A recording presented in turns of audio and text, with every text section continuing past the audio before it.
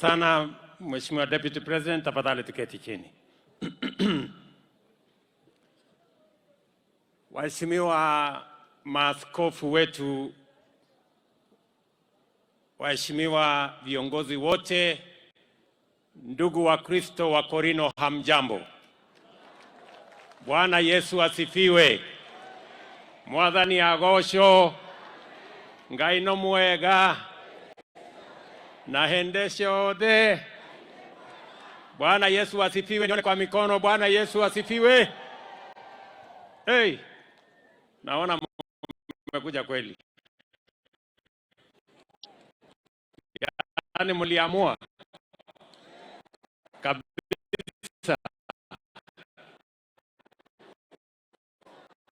Kwanza wacha nichukue nafasi hii nimshukuru Mungu kwa sababu ya kutupatia hii nafasi katika hii ibada maalum ya kanisa letu la Korino.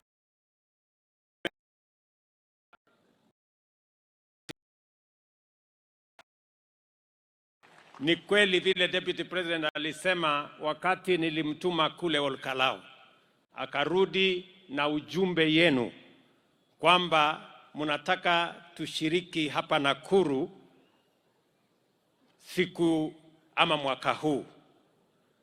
Mimi nimefurahi sana kwamba leo Mungu amewezesha ile siku tulikubaliana na hawa viongozi. Tumekuja hapa kwa maombi na vile vile ili tushughulikie mahitaji yenu kupitia ya sako ya watu wa Nakuru County.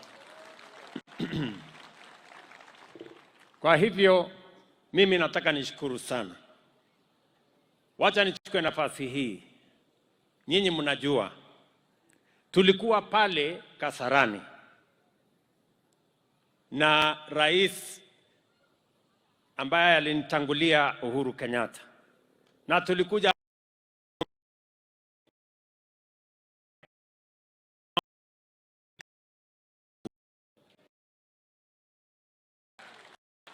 wacha nichukue nafasi hii jameni niseme asante sana kwa maombi yenu. Mulisimama na sisi tutasimama.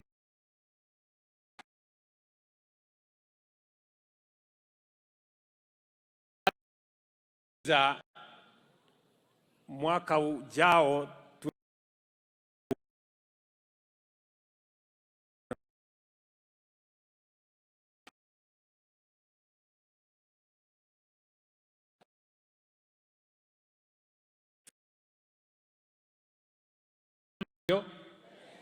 mapema ndio best. Nitakuwa huko mapema. Nataka tukuje tufanye huko. Nataka wale wanasimamia watanitembelea hapa mbele, pengine mwezi ujao ama mwezi unaofuata, ndio tuanze kupanga mambo yenu ya sako. Ndio siku ile tunafika huko mambo ya sako imeanza kutembea. Vile vile muliniuliza ya kwamba mnataka kunitembelea pale State House, na nimesikia tena kina mama wamerudia hapa. Kuna mama kiongozi wa kina mama amesema wanataka kuja Sapa. Sasa hapo kwa Sapa ndio iko shida kidogo. Kwa sababu sasa unajua Sapa ni chakula ya jioni, na pale State House hakuna mahali ya kulala ya watu wengi. Sasa mimi naona tubadilishe ikuje lunch. Ama namna gani kina mama? Naomba yule mama kiongozi tafadhali tubadilishe tuache ikuje lunch. Ndio nimalizane na nyinyi mapema, ndio niwapange vizuri. Mama ule amekubali. Basi tumebadilisha. Lakini mimi naona nyinyi wazee mnataka kudoea. Mmesema ati mama hawezi kuenda mahali bila mzee. Kwani mkutano ya kina mama nyinyi wazee mnaendanga kwa mkutano ya kina mama? Ama mulisikia ni jioni mkaona hii mambo ya jioni? Sasa nimebadilisha imekuwa lunch. Bado mko na shida, si wamama wanaweza kunitembelea bila ya wazee? Anyway, so mimi nimeshukuru sana.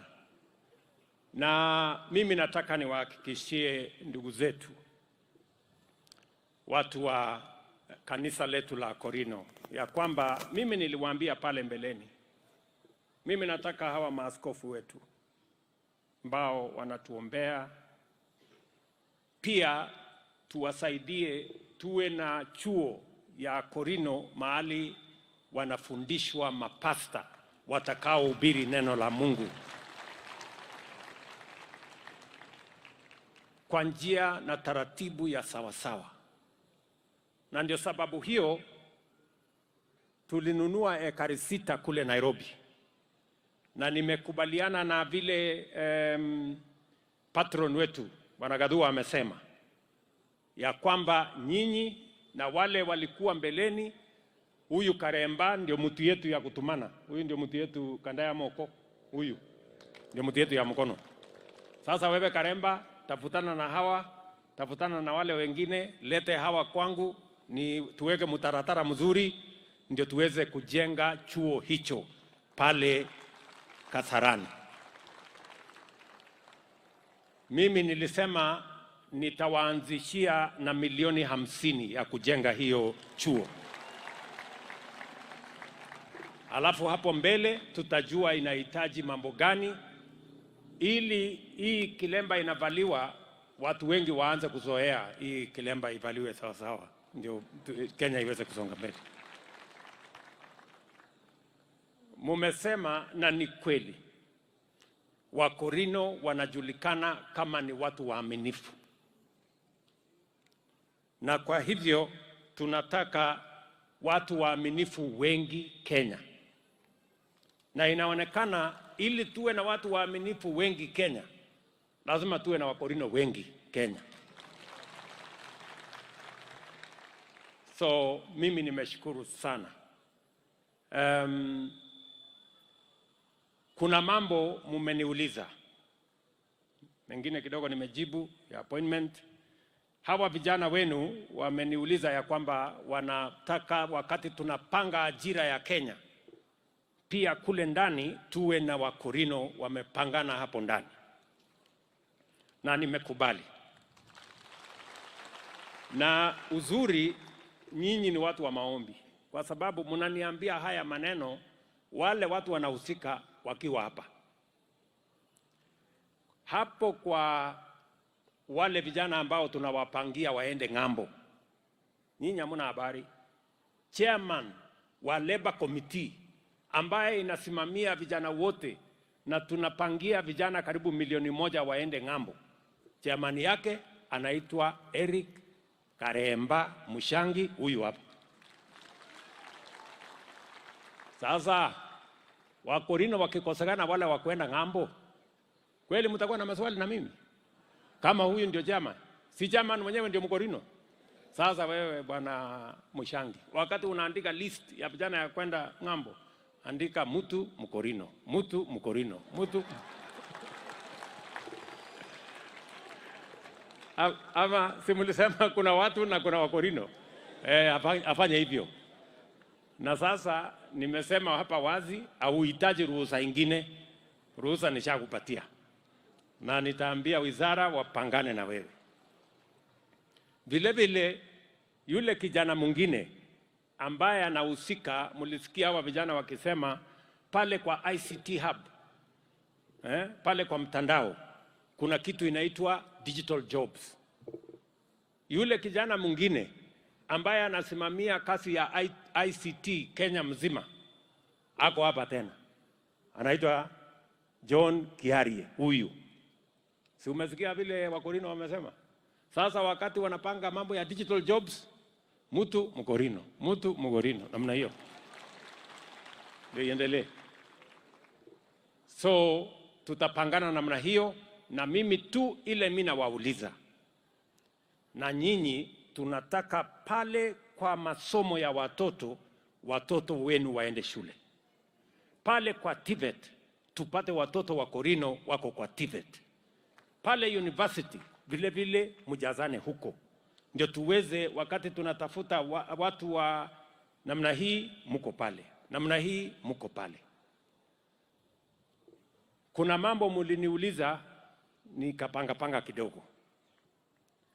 Mnajua mwaka huu mwaka uliopita, kwa sababu ya vile niliwaeleza ya kwamba mambo ya masomo ya watoto wetu Kenya ni ya muhimu, na ndio sababu hiyo tumeweka mtaratara mzuri, mpango sawasawa ya mambo ya elimu ya watoto wa Kenya. Hata ile ilikuwa na kasoro kidogo pale kwa masomo ambayo haikuwa na kueleweka vizuri pale CBC.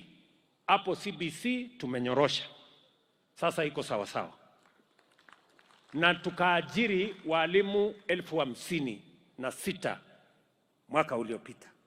Mwaka huu nimekubaliana na hao wabunge, na hao wabunge wanafanya kazi mzuri. Nikipanga maneno kwa budget wanapitisha, ndio inaniwezesha tuweze kufanya ile kazi tulikubaliana na nyinyi. Mwaka huu tena tuko na nafasi ya walimu wengine wa kuajiriwa. Kwa hivyo, kwa sababu mmeniuliza, sasa nyinyi mwende mjipange. Walimu wa Korino wa secondary school 20, walimu wa secondary school wa Korino wa primary school 20, nitaambia TSC waajiri ndio waweze kuwa na wanasimama mbele ya darasa na kilemba na kusomesha watoto wa Kenya. Mtakosa wale wamefanya kosi ya walimu, si wako? Wako ni wengi, sio? Mtapanga hivyo? Wewe Karemba, umesikia? Wewe ndio kanda ya Moko, wewe utaenda kupanga hiyo kazi. Sasa umesikia, 2020 40 tuende na hawa watu. Na ile ingine mmeniuliza ya askari na ingine hapo, hiyo ambassador mmechelewa kidogo. Sasa nyinyi mmechelewa kidogo, nishapatiana, sasa sijui nitafanya nini. Lakini kuna kingine kadogo mahali, wacha niende nipangie hiyo. Mnipatie kama mwezi mmoja, nitawaeleza vile tutapangana hapo. Tunataka mtu wako na kilemba anasimama kwa embassy mahali fulani, pia anasukuma mambo iende mbele. Kwa hivyo, na kazi zingine mmenieleza ni sawa sawa. Mimi nataka niwaambie watu wa Nakuru, nyinyi watu wa Nakuru tunawapenda sana, kwa sababu nyinyi ni watu ambao mumetuanzishia kuunganisha taifa letu la Kenya. Mimi nilikuja hapa na Mheshimiwa Uhuru Kenyatta 2013 wakati Kenya hii ilikuwa na changamoto kubwa, na tukawaambia ya kwamba tunataka kuondoa kisirani na mashetani ya ukabila kutoka kwa siasa ya Kenya. Nyinyi watu wa Nakuru mlikuwa mstari ya mbele. Mimi nawashukuru, mimi nawaenzi, mimi nawaombea Mungu awatendee mema watu wa Nakuru. Kwa sababu Nakuru ilisimama imara, Kenya ikasimama imara. Na tukaondoa kabisa siasa ya chuki, siasa ya ukabila, siasa ya kutenganisha watu katika taifa letu la Kenya. Na mimi nataka niwahakikishie kama rais, hiyo siasa haitarudi tena katika taifa letu la Kenya. Kwa njia yoyote haitarudi tena, kwa sababu tunaelewa matatizo, tunaelewa changamoto, tunaelewa hasara ya kupanga watu na siasa kwa misingi ya ukabila. Inatuletea hasara kubwa. Tuko na nchi ya baraka, tuko na nchi tumebarikiwa na Mungu, nchi ambaye leo inatumainiwa duniani. Watu wa Sudan wanangojea Kenya tuwasaidie, watu wa DRC wanangojea Kenya tuwasaidie, watu wa kule Haiti wanangojea Kenya. Pengine kwa mapenzi ya Mungu wiki ijayo ama wiki hiyo ingine tutatuma askari wetu kule Haiti kwenda kuweka amani. This is truly a blessed country. This is truly a God-fearing nation. And we are truly a great people. Mimi nawauliza kwa unyenyekevu na kwa heshima kubwa, sisi wote tuliopata nafasi ya uongozi, jameni, ndugu zangu, marafiki zangu, tuungane, tushirikiane, tufanye kazi pamoja, tusitenganishe wananchi, tusiwabague, tuwaunganishe, ndio Kenya iweze kusonga mbele. I am pleading with you, my fellow leaders. Let us work together for the unity of this great blessed nation called Kenya. Nyinyi watu wa Korino, jameni, mtatuombea Kenya iungane, ndio tuende mbele pamoja. Nyinyi watu wa Nakuru mko special. Susan, gavana wetu, ameniuliza mambo ya barabara. Hii barabara ya kutoka kule Rironi ipite hapa Nakuru, pengine itasimama hapo Mau Summit kwa siku chache, alafu iteremuke mpaka Eldoret, alafu baadaye iende mpaka kule Malaba. Mimi nataka niwaambie, kama sio mwisho wa mwaka huu, mapema mwaka ujao, tutakuwa na contractor hapa ya kutengeneza hiyo barabara. Na huyu Susan ni kunisumbua tu, ananisumbua, anajua, kwa sababu amekuwa na mimi tukipambana na hiyo kazi. Ya pili, tulikubaliana na nyinyi watu wa Nakuru ya kwamba pia hapa inahitajika maji. Ile program ya Itare ilitusumbua sana kwa sababu ilikuwa na kizirani mingi, tumenyorosha, na mimi nataka nimshukuru Zack Njeru, huyu waziri wetu, the first ever cabinet secretary from Nakuru County in the Republic of Kenya. Anafanya kazi mzuri, amepambana na wazungu wale walikuwa pale. Mimi pengine Ijumaa hii naenda kuongea na Prime Minister wa Italy ambaye walitupatia pesa ndio tukamilishe, ndio hiyo project ianzishwe na tukunywe maji ya kutoka Itare. Lakini tukingojea ile, mumesikia tuko na maji hapa ambaye tumeweka karibu bilioni 6. Tunajenga boreholes hapa ndio city hii ya Nakuru iwe na maji ya kutosha. Na hiyo ni tuko na pesa tayari, tunangojea tu contractor atambuliwe ndio tuweze kuendelea na hiyo kazi. Mimi vile vile niliwaeleza hapa Nakuru ya kwamba pale special economic zone ya Naivasha, hapo ndio itakuwa industrial city ya Kenya. Unajua siku hiyo tulikuwa tunaambiwa na wale watu wa kutuchanganya na fitina ati tutahamisha hii special economic zone ya Naivasha ati tupeleke Mombasa. Wacha niwapatie ujumbe. Nikiongea na nyinyi saa hizi hapa Naivasha, kampuni za kwanza za kutengeneza bidhaa tumeanzisha pale Naivasha. Mimi mwenyewe nimekuja mara 2 to start the program of Naivasha as an industrial city in the Republic of Kenya. Jambo la pili, mimi nilikuwa na huyu Susan. Tulikuwa Marekani, na hatukuenda Marekani matembezi. Tulienda Marekani kutafutia nchi yetu ya Kenya. Kule Marekani na rais wa Marekani, kampuni ya Microsoft, kampuni ingine inaitwa G42 ya kutoka kule Ugaibuni, na serikali ya Kenya. Sasa tutajenga hapa Naivasha data center ya shilingi $1 bilioni, the largest in Africa, itajengwa hapa Naivasha. Watu wa Naivasha tunaelewana? Very relax.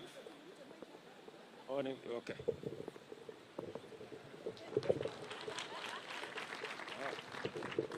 Amenisaidia kidogo. So, hiyo data center, wakati tulisign hiyo mkataba kule Marekani, nilikuwa namuuliza huyu Susan, wewe Susan, wewe unaelewa $1 bilioni ni shilingi ngapi? Akachanganyikiwa akasema mimi sijui sasa hiyo ni shilingi ngapi. So unaona hata hapa amejaribu kusema hajulikani. Ni kwa sababu we want to match what we said with what we are doing. Mimi vile vile niliwaambia watu wa Nakuru, hii special economic zone yenu tutaipanua. I am sure you are aware, and your member of parliament Jane Kihara is here. Pale sasa tumenunua ekari ingine 5,000 ya kutengeneza industrial city ile tulikubaliana na nyinyi. Na hiyo industrial city is the only one in Kenya yenye iko na stima ya shilingi 5 per megawatt.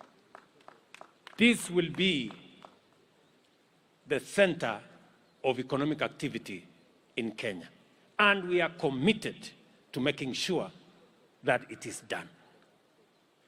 Mimi nataka pia niwaeleze watu wa Nakuru, mnajua ile kazi ingine yote tunafanya.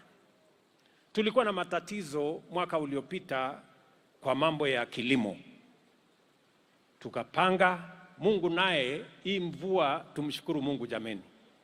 Mungu ametupatia mvua. Sasa tumezalisha chakula, na nyinyi watu wa Nakuru ni watu wa maana zaidi, kwa sababu mmezalisha chakula ya kutosha watu wa Nakuru na mnatusaidia kulisha Wakenya wengine. Pongezi sana watu wa Nakuru. Mimi nataka niwahakikishie tutasimama na nyinyi.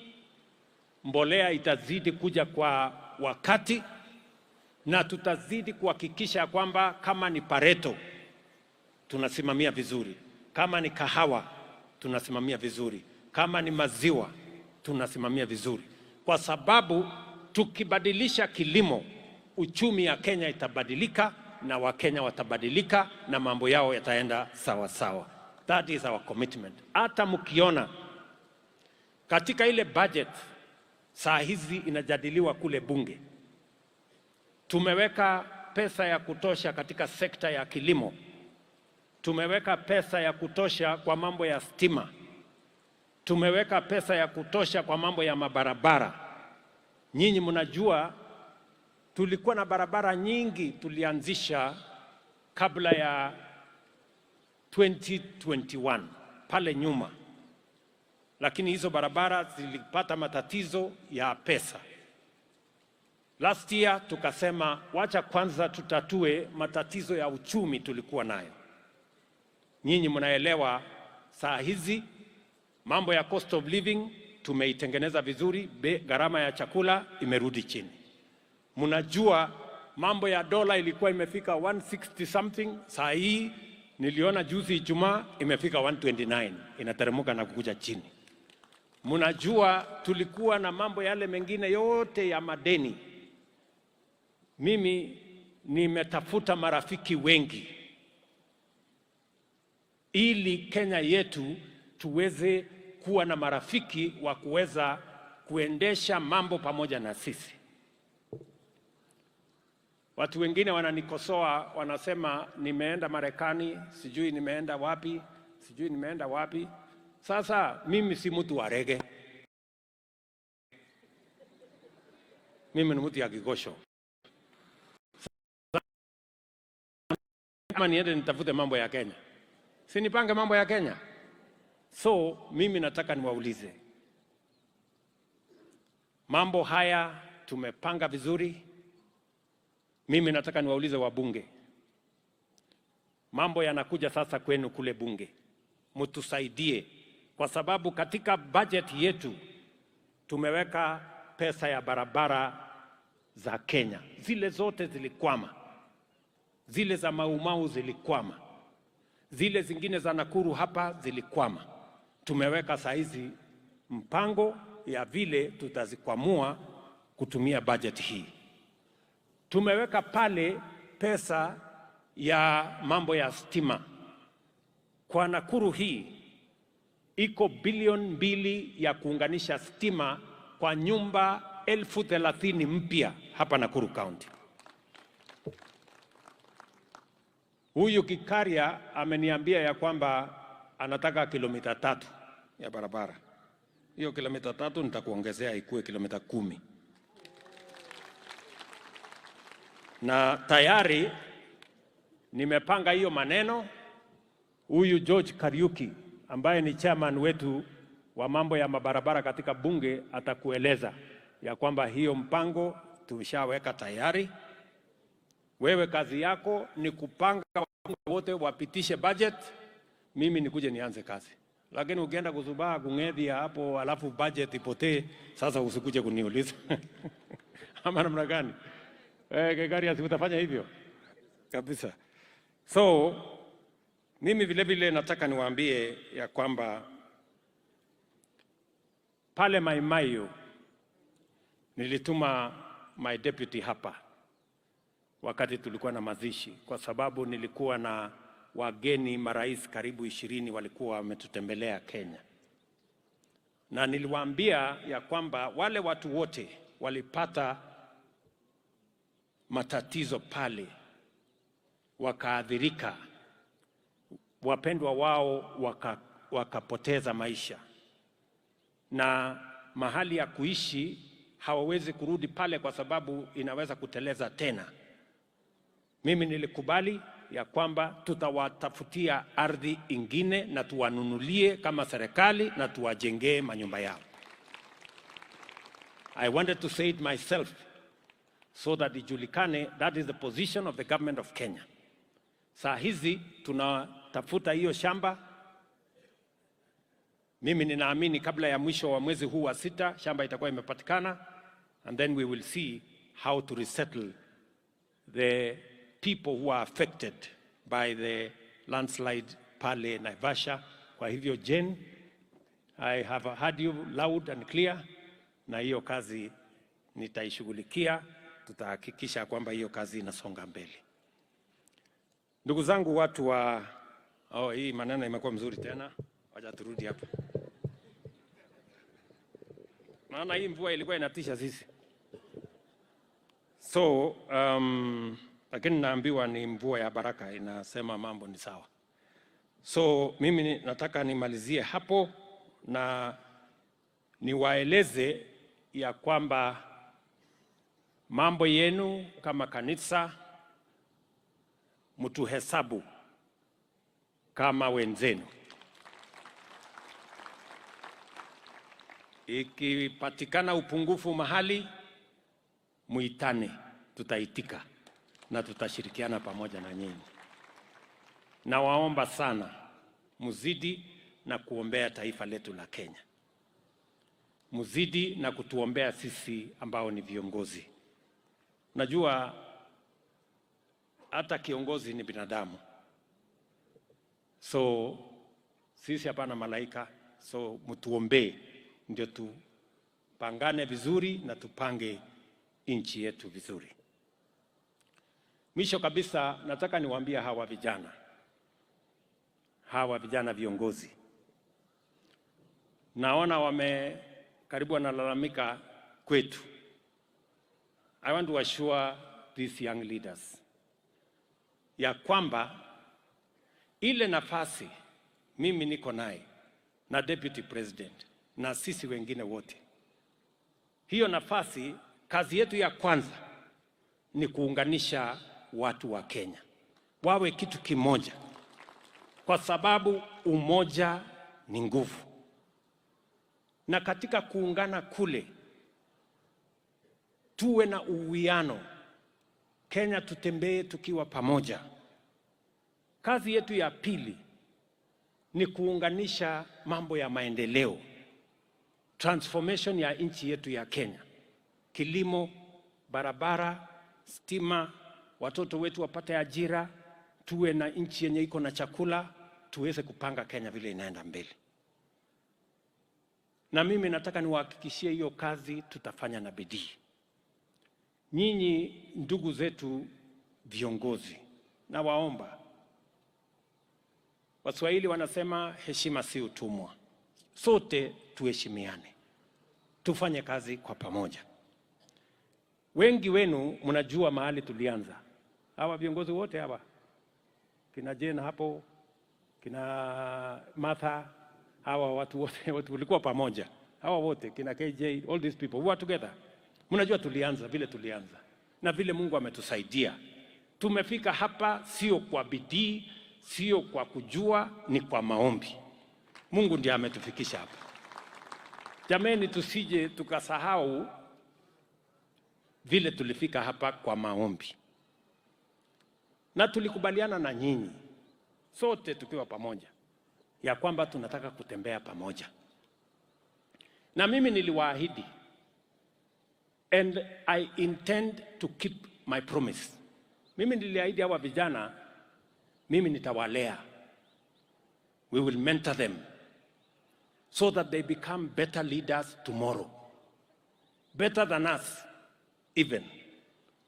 We will be very proud that we mentored people who became better than us, because that is the surest way of having a greater nation tomorrow. So, musikuwe na wasiwasi. Naona mnapata wasiwasi kidogo. Musikuwe na wasiwasi. Unajua, hawa wanajua wakati tulikuwa tunapangana pale, tukapangana, nikaita wabunge hawa, nikawaambia sasa nyinyi wabunge, kwa sababu tumepangana vizuri, mimi nataka munitafutie, mnaona tutapangana namna gani, tuwe na deputy wa kunisaidia. Hawa wabunge wakaongea, nikaona wananielekeza kwa vijana. Wakaniambia kijana fulani ni mzuri, kijana fulani ni wa bidii, kijana fulani ni wa namna hii. Lakini mimi niliwaambia hapana, wacha mimi nipangane na huyu Rigiji. Ni kweli ama si kweli? Si ni kweli? Kwa sababu huyu Rigiji ni mtu ya rika yangu, so tunaweza kupangana na yeye ndio tuweze kusongesha mambo mbele. Na niliwaambia hawa, hata kama nimesema sijakubaliana na nyinyi kwa wale vijana mlikuwa mnapendekeza, lakini hata nyinyi hatutawaacha, tutawamenta polepole. Ndio leo mimi nafurahi sana kwa hawa vijana. Niko na vijana wa bidii kwa hii kamati yetu ya bunge. Tuko na vijana wengi na wanafanya kazi mzuri. Muko na kijana anatoka Molo hapa, anaitwa Kimani Kuria. Yeye ndio chairman wa finance ya Republic of Kenya. Na huyo kijana anafanya kazi ajabu. Huwezi hata kujua ni mtu wa miaka 30. Niko na huyu Karemba, yeye ni chairman ya mambo ya labor. Kijana mwingine mzuri sana, anafanya kazi ajabu. Niko na huyu chairman, huyu unaona hata huyu Medhu, huyu kijana kadogo, huyu pia ni chairman kule Senate ya mambo ya environment. Anapanga mutaratara inakaa kama laini ya stima huyu. Niko na chairman anaitwa Ndindi Nyoro, kijana mwingine anapanga budget ile inasimama, haikuna mahali ya kulainisha. Niko na kijana mwingine anaitwa Aaron Cheriot, yeye ndio leader ya kule Senate. Niko na kijana mwingine anaitwa Kimani Ichung'wah, yeye ndio leader ya kule bunge. Niko na kijana mwingine anaitwa Kawaya, anatoka kule Ukambani, pia anasimamia mambo ya energy. Na tuko na wazee pia, hatujasahau wazee. Tuko na mzee anaitwa Mheshimiwa Gakuya Buda, yeye ni chairman wa trade, yako hapo na experience. Tuko na huyu, umesikia hata huyu Gikaria amesema yeye si kijana tena. Huyu Gikaria pia ni chairman ya environment, ndiye anapanga hii miti yote inapangwa Kenya. So tumegawana hii kazi vizuri. Sisi ambao tumekomaa kidogo tuko na nafasi, nyinyi vijana mko na nafasi. Sisi kazi yetu ni kuwakuza, and our aim is to make sure that we have better leaders for our nation tomorrow. I promise you, we are going to mentor you. Nyinyi tu mtupeleke polepole. We are going to mentor you so that you become better leaders, and our nation can have an inheritance of a better country with better leadership going into the future. So, maneno, tusichangie maneno ambayo haina maana, inagawanya watu. Unajua sisi Kikuyu yetu ni kidogo. Tuko na vocabulary, tunajua Mwathani Agosho, Moriega, Ngaino Mwega, hapo, si ndio? Sasa tunang'ang'ana hapo. Sasa msiturudishe nyuma tena tutafute dictionary. Kwa sababu tunasema tumesikia iko ingine sasa inaitwa Komerera. Sasa hiyo hatujajua ni gani hiyo tena. Tumesikia iko ingine inaitwa Tugunia. Sasa hiyo ingine. Sasa jameni, siwacha tu tusoe hii ya Mwathani Agosho na tuendelee mbele. Ama mnasema tufanye namna gani? Si namna hiyo. Na waomba jameni. Kwa sababu sasa hii vocabulary yetu ni kidogo. Sasa tutachanganyikiwa hapa katikati. Sisi wengine tutapotea. Lakini mimi naamini vile naibu wa rais amesema, tuungane, tushirikiane, tuweke amani, sisi wote tuchangie katika kuhakikisha Kenya yetu ni Kenya moja. Kenya ambayo Wakenya wote wanajivunia kama wananchi wa taifa letu la Kenya. Na tusikubali wale walikuwa wanajaribu kutugawanya hapa Nakuru. Juzi nikiwa na huyu Rigiji, kuna watu walikuwa wanatugawanya hapa, wanatuambia kwamba mkichagua huyu Ruto na Rigiji kutakuwa na matatizo hapa. Si Nakuru iko na amani jameni? Si ndio? Si saa hii tunaongea kujenga barabara, kuunganisha stima, kuweka maji, ndio ile special economic zone inakuwa kule, nafasi ya kazi inapatikana. Mimi nitarudi hapa hivi karibuni, hapa Lanet tunajenga nyumba ingine 5,000 na mimi nahitaji vijana karibu 10,000 ya kufanya hiyo kazi. Kuna ile kazi inaendelea hapa Bahati, nilikuwa na mrembo na kazi hapa huko kwake Bahati inaendelea. Kuna kazi inaendelea kule Gilgil, kuna kazi inaendelea in different parts of this county, because we want the best for this county and for our country. So zangu, najua tumesema maneno mingi, nyinyi mnaanza kufikiria na ile sako bado iko hii sako ama ilipotelea hapa kwa hii maneno mingi. So maneno ya sako bado iko. So kwa sababu mlituuliza, na sisi tunaamini kabisa katika mambo ya empowerment ya wananchi. Na sako ni kati ya vitega uchumi ambaye itatusaidia katika kueneza vile wananchi wanaweza kupata mapato zaidi. Tukipanga mambo ya ajira, tunapanga mambo ya biashara. Tukipanga ya biashara, tunapanga kilimo. Na kilimo tunachanganya na biashara. Ndio mnaona tuko na special economic zone, mnaona tuko na county aggregation and industrial park hapa Njoro ambaye tunajenga, ndio mazao yetu ya kilimo ipate mahali ya kupitia kwenda sokoni. So tunapambana hivyo. Na vile vile mnaelewa hapa Nakuru tunajenga soko 14 mpya in this Nakuru County. 18. Hakuna county ingine iko na 18 markets. Ni hii Nakuru na Nairobi. Nairobi ndio tunajenga soko 20 kwa sababu watu ni wengi. So nyinyi na mimi nataka niwahakikishie hizo masoko zote by the end of this year nataka ziwe zimekamilika. Tukuje tuzianzishe, wananchi wafanye kazi mahali mzuri. Nimesikia kina mama wanasema wanataka ipangwe vizuri. Tumepanga vizuri. Hiyo masoko tunajenga sio soko ile ya kienyeji ya kawaida. Ni soko iko juu kiasi. Hata huko ndani kama wewe ni mama uko na mtoto, tumekujengea mahali ya kunyonyesha mtoto wakati biashara inaendelea. Unarudi hapo nyuma, unanyonyesha mtoto, alafu unamwacha hapo, unakuja kuuza mboga yako, unasonga mbele. Hiyo tumepanga kila mahali. So tutapangana namna hiyo, na mimi nataka niseme nawapenda sana, nawatakia baraka ya Mungu. Nataka nishukuru hawa viongozi wote ambao wamekuja na vile tumeongea kwa kutafuta na kuweka umoja na kupanga vile tunaenda mbele pamoja. Asanteni sana. Sasa maneno ya sako.